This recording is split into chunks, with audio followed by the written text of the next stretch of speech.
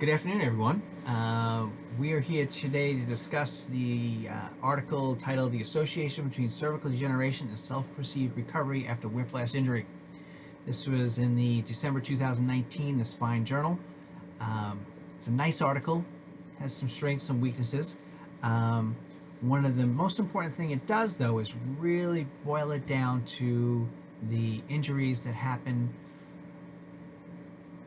are made worse by the degeneration. Now, read a couple of key points here. First, the aim of this prospective study was to investigate associations between cervical degeneration and non-recovery after whiplash injury using CT scans, assessed with a validated scoring system of the cervical spine, addressing both disc degeneration and facet joint degeneration. So that's sort of make this article special because they use the CT scan. The vast majority of whiplash research is done using MRI, and even some with the plain X-ray. So they have 121 adults aged 16 to 70 years with neck pain after a car accident and whiplash grades 1 through 3. The authors define cervical degeneration as degeneration of the facet joints and discs as shown radiologically. The primary measure of outcome was a self-perceived non-recovery, yes or no, after 6 months, and a secondary outcome measure with self-reported pain levels. Now, the first key point I'm going to totally disagree with.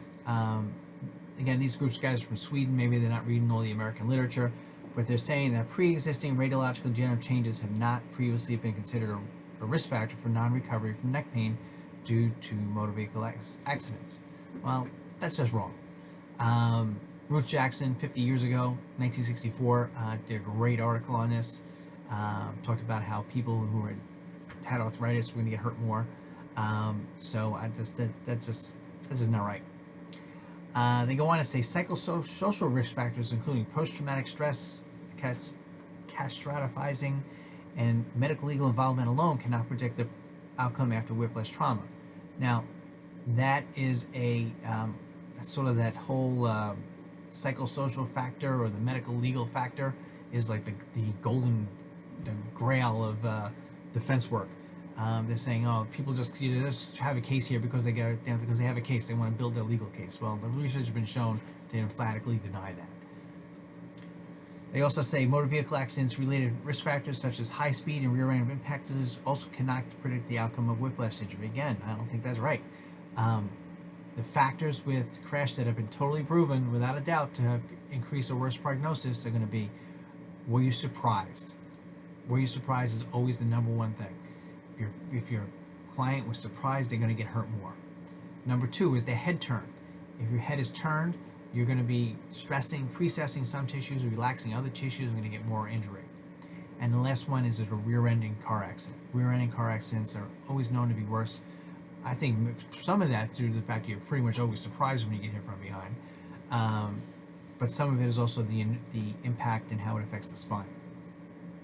The last one is if you're a female. Females tend to have skinnier necks and they tend to get hurt more. So they do say that initial pain level after car accident is thought to be the most accurate prognosis factor for outcome. That is an important factor, but it's not definitely, I wouldn't say it's the most accurate. 20% of patients suffer from chronic neck pain after reported traumatic onset. The recovery rate from whiplash trauma is about 50%, which is a really good number. The facet joints are the origin of pain in 60% of the neck pain patients. Again, that's a really good number. The mechanism of facet joint pain after whiplash trauma is suggested to be capsular strain and hypermobility. This is why it's important to work with the right physician, because those injuries can only be done through certain testing, can only be found through certain testing. And if it's the majority of injuries and no one's testing it, it's going to be a big problem for your case. Facet joints are also biomechanically linked to the intervertebral disc, and facet joint degeneration is often explained by the degenerative cascade theory.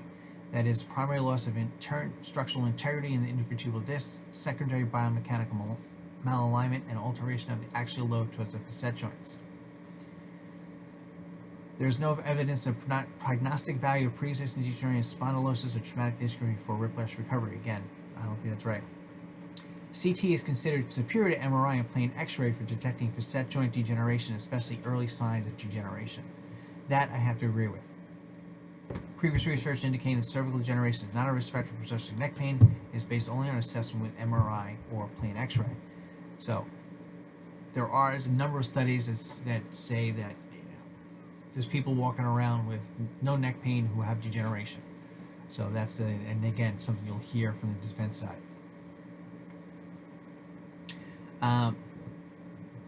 CT findings. The prevalence of notable facet joint degeneration was 45.5%, with C6 and C7, C6-C7, as the most commonly affected level. Well, this makes great sense, because when you're in the whiplash situation, your head stays still and the car forces the seat underneath the head, and it creates this reverse S effect, and that's where the injury occurs. So that C6, C7 level is going to be your primary area, number one area to get hurt. The prevalence of disc degeneration was 56.2%, with C5 and C6 being the most commonly affected level. Again, the level right above where the facets got injured, which makes, again, perfect sense.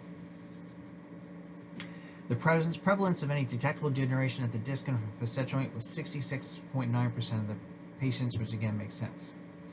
Now, what this study brings to the table, which is nice, is that they ranked the level of degeneration, mild, moderate, severe, and they found that it was the moderate people who got hurt the most, which makes sense if you really think about it, because the older people whose spines are really stiff or really locked up, they're not going to move so much, so they're not going to get hurt so much, which makes sense. The younger people, they're probably getting hurt, but they're probably not feeling it as much. Great example, I had this case, a mom and a daughter get in a car accident. The daughter's neck is way worse than the mom's, and long term she's going to have way worse problems than the mom. But she felt wasn't feeling that bad, and she got better faster than mom, and recovered faster. And so she has significant injury in there, and long term it's going to be a big problem. But right now she sort of feels okay. Moving right along. The overall non-recovery rate was 38%, which means 38% had recovered and 62% had not recovered. So they're saying after 6 months, 62% of the people have not recovered, which is a really good number, all right? The long-term number with whiplash is somewhere in the neighborhood of 50-55% that don't recover after a full year, even 2 years, and so they're saying that 6 months, 62% recovered, that's a good number. All right, this study demonstrates an increased risk for non-recovery after whiplash trauma for patients with moderate facet joint degeneration, as demonstrated on CT scans performed shortly after the trauma. All right, moving right along. Point 18.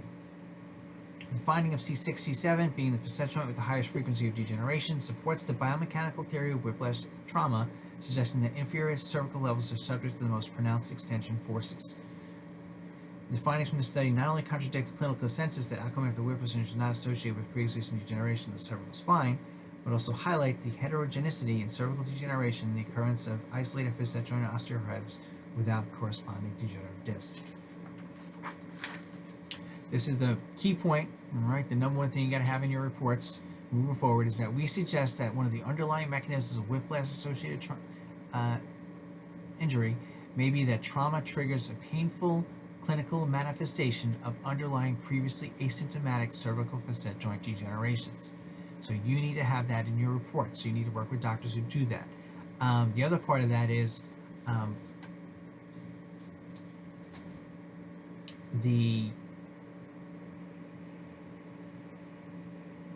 where's it going with that? So the other point is that yeah, you gotta have that in reports. Oh, that's it. The primary care records.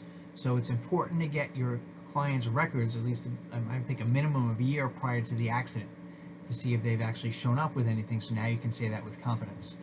I think that is it. Those are the two parts of that equation there, I think, which are really important. All right, so they say pre-existing cervical degeneration, especially facet joint degeneration, are a risk factor for non-recovery after whiplash trauma. All right, so really nice article. That point number 20, again, should be in your reports. And hope you enjoyed that, and we will see you on the next time around.